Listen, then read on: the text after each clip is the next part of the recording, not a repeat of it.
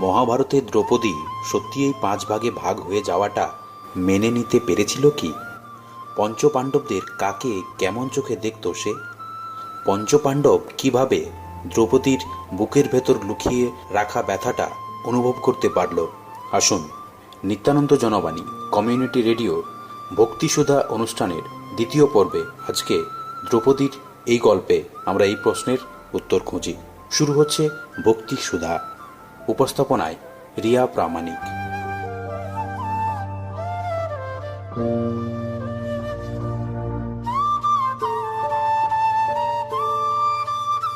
নমস্কার। আজকের গল্প হলো দ্রৌপদীর মন।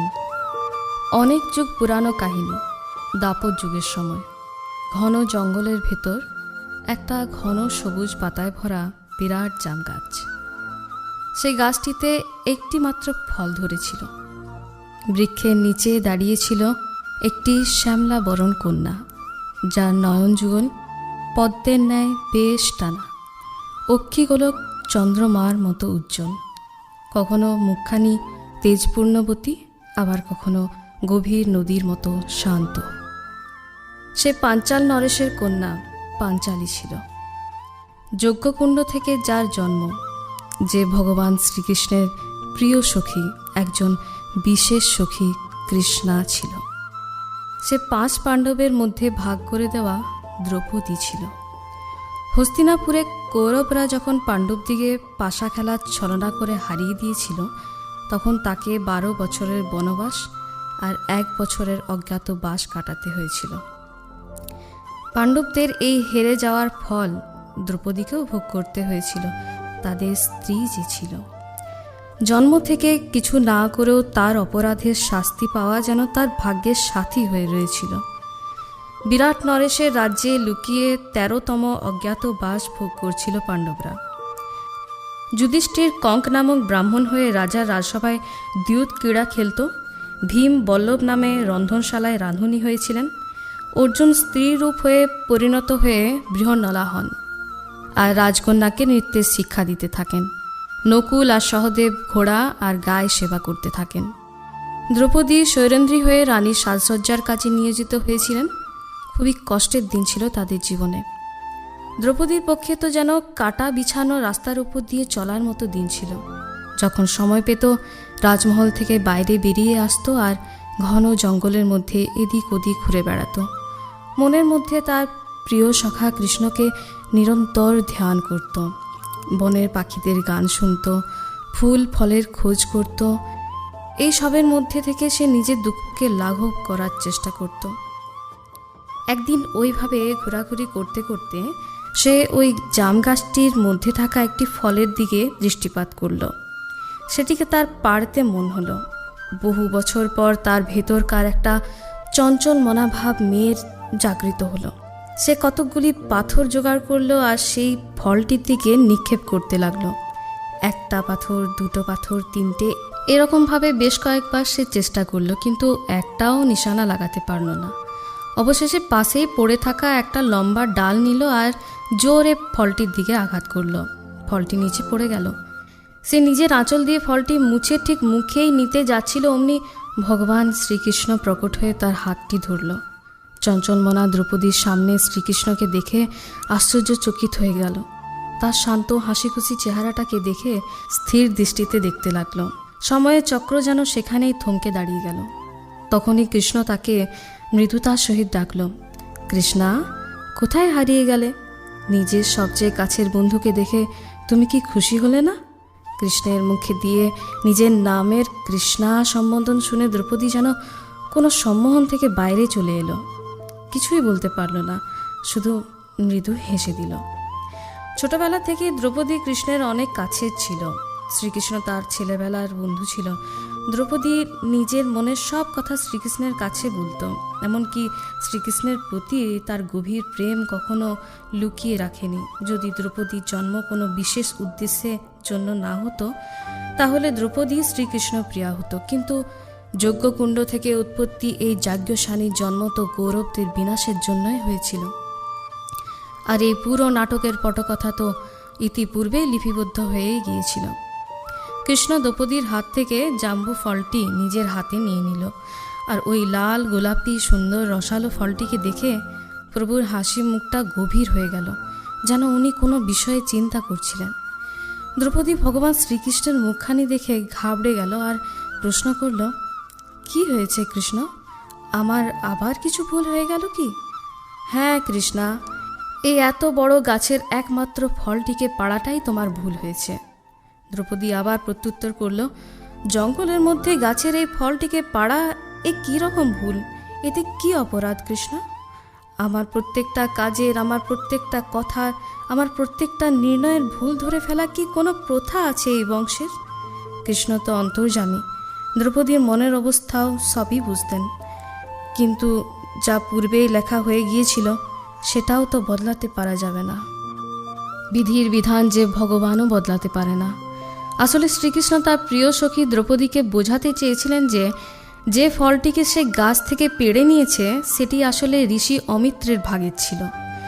পুরো 12 বছরের তপস্যা আর উপবাসের পর তিনি তো এই ফল খেয়েই পালন করবেন। খুব বিশেষ ফল এটা। সারা বছরের মধ্যে শুধু একটি মাত্র ফল ধরে এই গাছে, আর যখন ঋষি এই গাছের ফল পাবে না তখন নিশ্চিত রূপে পাণ্ডব বা তুমি তার ক্রোধের শিকার হবে। কৃষ্ণা, প্রথম থেকেই তোমাদের জীবনে এত কষ্ট আছে, আর কি করে সইতে পারবে? কৃষ্ণ নিজের সখীর ওপর স্নেহের সহিত কথাটি বললেন। উফ, আরও কষ্ট! দ্রৌপদীর মাথার উপর চিন্তার রেখা প্রস্ফুটিত হলো। শ্রীকৃষ্ণ দ্রৌপদীর চেহারার মধ্যে উদাসীনতা দেখে মৃদু হেসে দিলেন। দ্রৌপদীর অভিমান হলো, আমাকে উদাসীন দেখে তুমি হাসছ? আমার প্রতি কি তোমার একটুও প্রেম নেই? শ্রীকৃষ্ণ তখনও হাসছিলেন। যে নিজের সমস্ত খেলা রচনা করেছেন, যিনি আগের পরের সব কিছু জানেন, যে স্বয়ং সবাইকে নিজের আঙ্গুলের ইশারায় কাঠপুতলির মতো নাচায়, যিনি ভবিষ্যৎ দেখে রেখেছেন, সে তো হাসবেই। তার কি কোনো অনিষ্টের, অজানা ভবিষ্যতের ভয় আছে নাকি? তখনই দ্রৌপদীকে খুঁজতে খুঁজতে 5 পাণ্ডবও সেখানে উপস্থিত হলেন। অর্জুন তো কৃষ্ণকে দেখে ঘাবড়ে গেলেন। তার এখানে আগমন মানে নিশ্চয়ই দ্রৌপদীর কিছু বিপদ হয়েছে, কারণ সময়ের সাক্ষী আছে।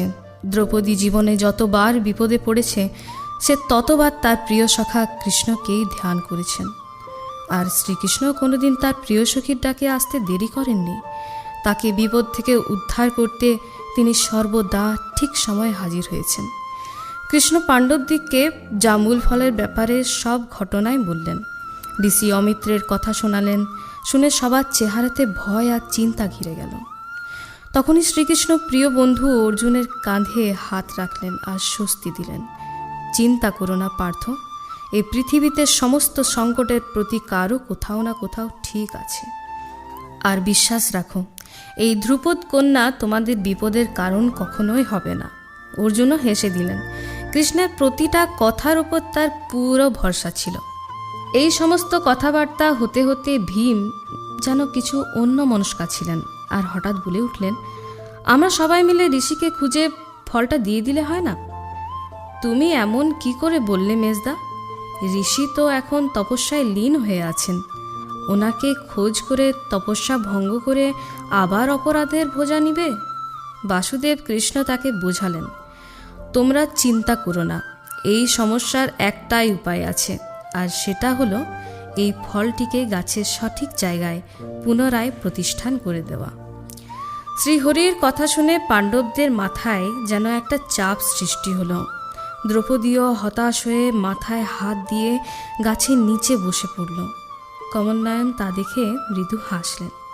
সখা কৃষ্ণের দিকে পাঞ্চালী মান অভিমানের দৃষ্টিতে তাকিয়ে বলল, এদিকে আমাদের ভয়ে জীবন যায় আর তুমি এরকম হাসছ? গাছের ডাল থেকে ফুল, ফল, পাতা একবার তুলে নিলে আর জোড়া লাগানো সম্ভব? এটা তো মৃত্যুর মধ্যে থেকে ফিরিয়ে এনে জীবন দেওয়ার সমান ব্যাপার, তাই না বলো কৃষ্ণ? এই প্রশ্নটা যেন সেখানে থাকা পাণ্ডবদের মধ্যেও জিজ্ঞাসু ছিল। সবাই বাসুদেবের দিকে কৌতুকের সহিত তাকিয়েছিলেন। সেখানে পঞ্চপাণ্ডব, দ্রৌপদী আর দ্বারকাধীশ শ্রীকৃষ্ণ সেই গাছের নিচে দাঁড়িয়েছিলেন। সেই পাড়া ফলটি ভগবানের হাতেই ছিল। গোটা জঙ্গল যেন নিস্তব্ধ। যেন কিছু ঘটতে চলেছে। আকাশ পাতাল, এই পৃথিবী প্রকৃতি যেন শ্বাস রোধ করে অপেক্ষায় আছে দ্রৌপদীর ভাগ্যে এবার কি ঘটবে। তারা যে দ্রৌপদীর জন্ম হতে দেখেছে এক অগ্নিকুণ্ড থেকে, তারা দেখেছে অর্জুনের সাথে এসে 5 ভাইয়ের মধ্যে ভাগ হয়ে যেতে দ্রৌপদীকে। তারা দেখেছে ভরা সভাতে কিভাবে গুরুজনদের সামনে বস্ত্রহরণ হতে, সবার কাছে অপমানিত হয়ে কিভাবে বনবাসের কষ্ট সইতে হয়েছে। তারা দ্রৌপদীর অশ্রুর সাক্ষী ছিল, কিন্তু কারো কিছু করার ছিল না। নিয়তির কাছে যে সবার হাত বাঁধা। বহু যুগ যুগ ধরে তো এইটাই হয়ে আসছে। যখন আমরা মুখ বন্ধ করে দেখি স্ত্রীদেরকে অত্যাচার হতে, অপমানিত হতে, লাঞ্ছিত হতে, আজও এই ছটা আমাদের সমাজে দেখতে পাওয়া যায়। সবাই অপেক্ষায় ছিল যে এটাই কখন বাসুদেব কৃষ্ণ তার মৌনভঙ্গ করে আর ঋষি ক্রোধ থেকে বাঁচানোর কোনো উপায় বার করে। অবশেষে শ্রীহরি তার মৌন খুললেন ও বললেন, এখন এর উপায় এটাই যে তোমাদের প্রত্যেককে একে একে এসে নিজের মনের মধ্যে স্থিত কথাগুলোকে বলতে হবে, সত্যি বলতে হবে। সত্যি ছাড়া অন্য কিছু বলা যাবে না। এই কথা শুনে প্রথমেই যুধিষ্ঠির এলো, যার সারা জীবনে সত্যি কথা বলার অভ্যেস ছিল। সে কোনোদিন সত্য ছাড়া কিছু বলেন না। তাই তিনি এসে জামফলটিকে হাতে নিলেন আর চোখ বন্ধ করে ঈশ্বরকে স্মরণ করে বললেন, আমি চাই এই সংসারে সত্যের, ন্যায়ের ও ধর্মের মান জাগ্রত হোক। অসত্য, অধর্ম, কপট, ছল দুনিয়া থেকে লুপ্ত হয়ে যাক। আর আমার মনে হয় আমাদের এই পরিস্থিতির জন্য পাঞ্চালীই ভাগীদার। তখনই যুধিষ্ঠিরের হাত থেকে আকস্মিকভাবে ফলটি 2 হাত উপরে উঠে গেল। ঠিক যেন মনে হয় ত্রিলোক শিরোমণি তাদের দিয়ে কোনো খেলা খেলাচ্ছেন।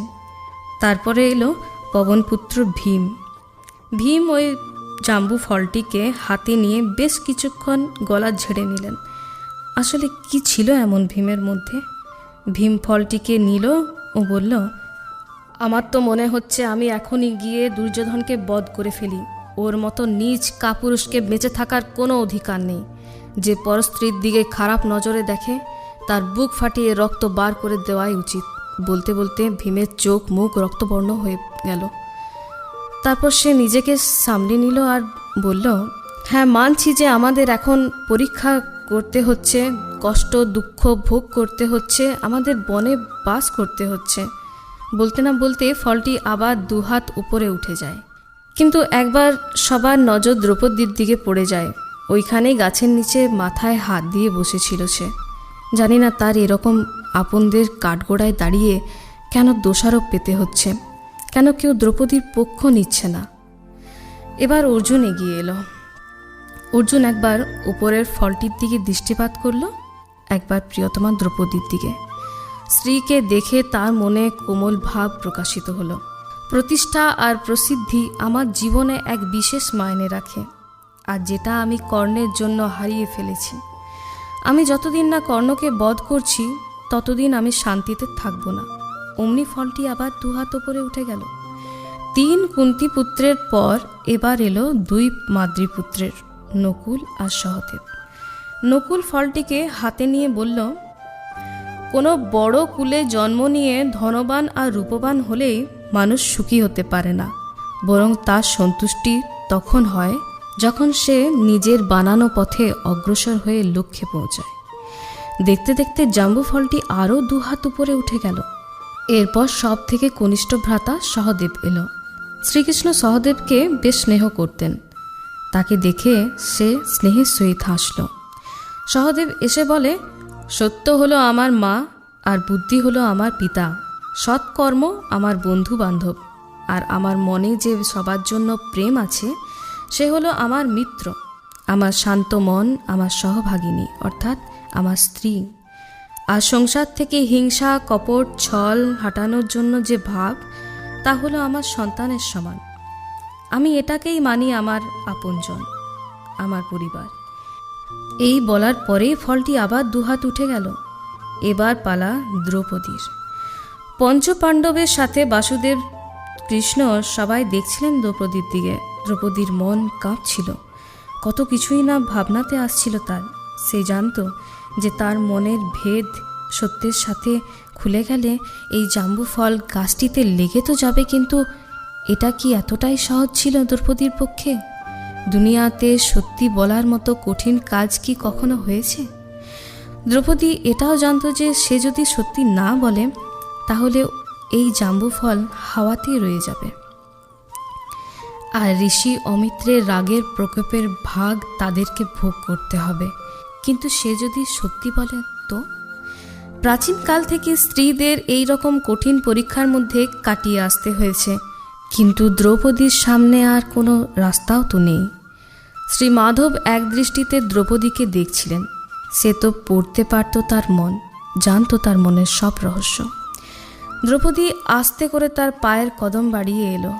পাণ্ডবদের শ্বাস রোধ হয়েছিল। দ্রৌপদী বলে, আমার 5 স্বামী আছে, 5 ইন্দ্রিয়ের মতো। তাদের প্রতি আমার সমান প্রেম আছে, আর আমি ক্ষমা চাইছি। আমি অনেকবার তাদের দুঃখের কারণ হয়েছি।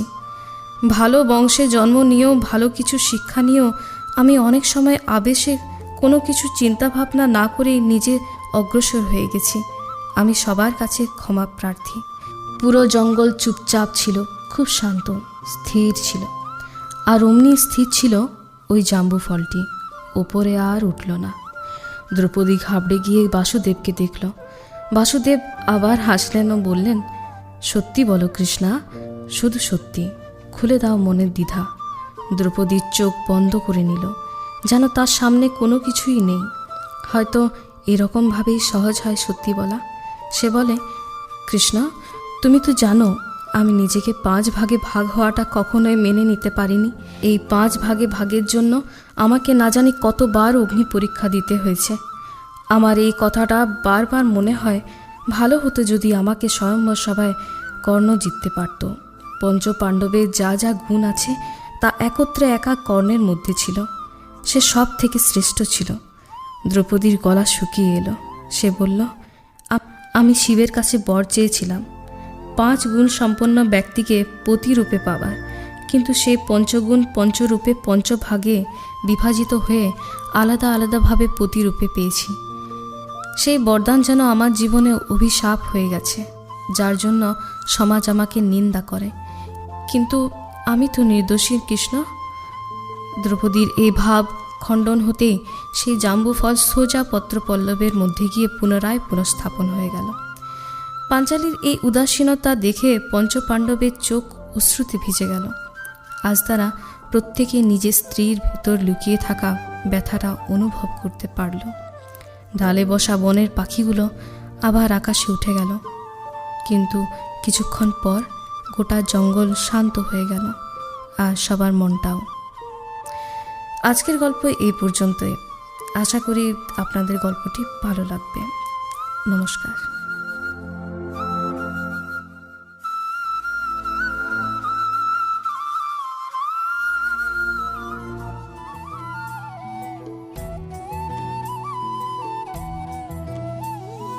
চলো সোনাই চলো শুনি নিত্যানন্দ জনবাণী। চলো সোনাই চলো শুনি